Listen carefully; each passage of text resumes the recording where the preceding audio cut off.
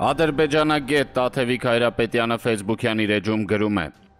Ադրբեջանի պետական հեռուստաընկերության AzTV կիրակնօրյա գլխավոր թողարկման ժամանակ հերթական անգամ Հայաստանի Հանրապետության տարածքը ներկայացվում է որպես Արևմտյան Ադրբեջան։ Հաղորդման ժամանակ կադրեր են ցուցադրվում Թալինից ու Ագարակից։ Խոսվում է գոյություն չունեցող վերադարձի իրավունքի մասին։ Վերջում էլ հաղորդավարն ամփոփում է, որ գալու է օրը, երբ կհասնեն Զանգեզուրի միջանցքի բացմանը, քանի որ ուժ են հավաքում այդ օրվա համար։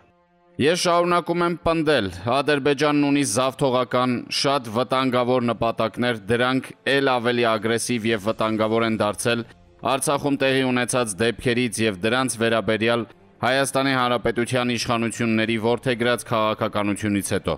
Դրա հետ մեկտեղ Ադրբեջանում շարունակվում է պետական մակարդակով քարոզվել ատելություն եւ հայատյացություն։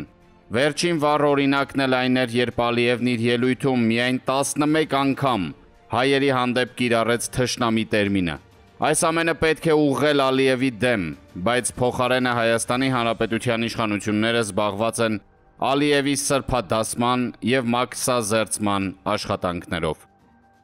Հիշեցնենք, որ օրեր առաջ Ալիևը իր 15 րոպեանոց ելույթում հայերի մասին արտահայտվելիս 11 անգամ կիրառել էր թշնամի եզրույթը։ Նա նաև ասել էր. «Սա բազմիցս եմ ասել, հայկական ֆաշիզմը ֆաշիզմի գագաթնակետն է։ Սա այն իլհամն է, ում սրբագործման եւ մաքսազերծման աշխատանքների համար Փաշինյանը ջանք ու եռանդ չի խնայում։ Ես հաճախ եմ ասում, եթե Ալիևը ֆաշիստ է ման գալիս, ուղղակի պետք է նայի հայելու մեջ։ Ես դա հենց այնպես չեմ ասում։ Այս հոդվածում հավաքված են 2024 թվականի Ալիևի ատելության խոսք պարունակող ելույթները։ Ադրբեջանի ղեկավարության հրահրած լայնածավալ թշնամանքը կարևոր դեր է խաղացել գերիշխանության ազգային մտածելակերպի ձևավորման գործում, միավորելով բնակչությանն ընդհանուր թշնամու դեմ, ուժեղացնելով ատելության քարոզչությունը Հայաստանի եւ հայերի նկատմամբ, ապահովելով աջակցություն ռազմական ագրեսիայի համար եւ բնական դարձնելով բռնությունը, միաժամանակ կասեցնելով հաշտեցման կամ խաղաղության ցանկացած հեռանկար։ Այս միտումը շարունակվել է 2024 թվականի ընթացքում, երբ Ալիևն իր ելույթներում հայերին բազմիցս անվանել է շնագայլեր, ճագարներ, արյունարբու թշնամիներ, վանդալներ եւ կիրառել այլ նվաստացնող բառեր։ Օրեր առաջ ամենավերջին ատելության խոսքերով պատված Ալիևը իր ելույթում ասել էր. «Մեր ժողովուրդը մեծ տառապանքների է ենթարկվել, մեր քաղաքները ավերվեցին, մեր գյուղերն ու ավաններն ավերվեցին, մեր մանուկներն ու կանայք սպանվեցին բարբարոս թշնամու ձեռքով։ Բայց ես պատերազմի ժամանակ ասել եմ, որ ռազմի դաշտում ենք վրեժ լուծելու, հաշվեհարդար տեսնելու եւ հենց այդպես էլ արեցինք։ Հիմա մի անհամեստ հարց ունեմ. մեր ԱԳՆ-ն չի արձագանքի, չէ, Ալիևի այս ելույթին։ Հանկարծ չարձագանքի էլի։ Հազիվ խաղաղության օրակարգը առաջ ենք բրդում։ Չշեղվենք էլի այդ փառահեղ ուղուց։ Թե չէ ատելության խոսք, պետական մակարդակով քարոզվող ռասիզմ, տենց բաները շատ երկրորդական են ու չպետք է մեզ շեղեն ճշմարիտ ուղուց։ Միջազգային դատական հայցերն էլ արագ հետ քաշեք, որ Ալիևն ավելի ոգևորվի, 15 րոպեում ոչ թե 11 անգամ հայերին կոչի թշնամի, այլ ասենք 111 անգամ։ Ադրբեջանի ազգային ժողովի փոխխոսնակը պատասխանելով Փաշինյանի մի քանի օր առաջ ազգային ժողովում Լեռնային Ղարաբաղի շարժման մասին հնչեցրած մտքերին ասել է.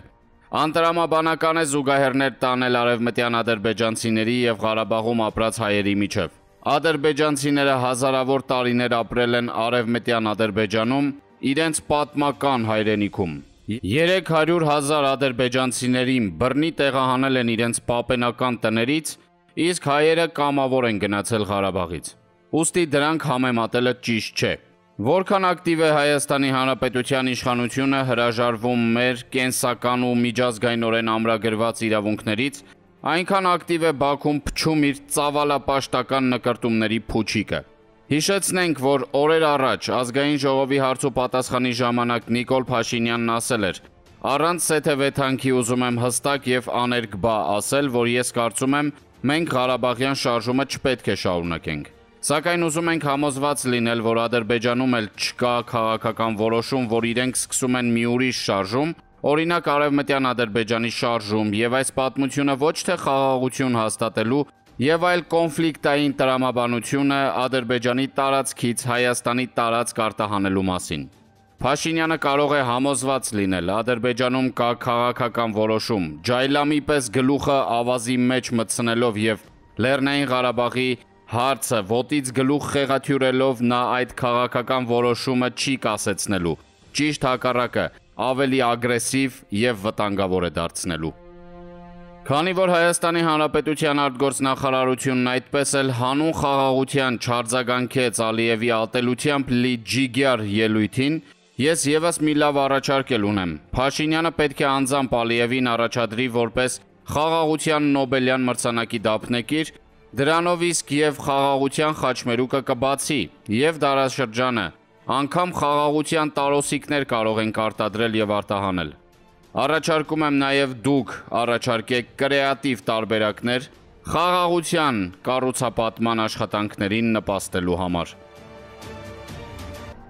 Վերջին շրջանում Բաքվի եւ Ալիևի աշխատակազմից վարձահրավիրված միջազգային փորձագետները ջանք ու եռանդ չեն խնայում քարոզելու, որ Ադրբեջանը քննարկում է այսպես կոչված Աբրահամի ուխտին միանալու հնարավորությունը։ Ըստ տեղեկությունների խնդիրը քննարկվել է Ադրբեջանի նախագահի արտաքին քաղաքական հարցերով օգնական Հիկմետ Հաջիևի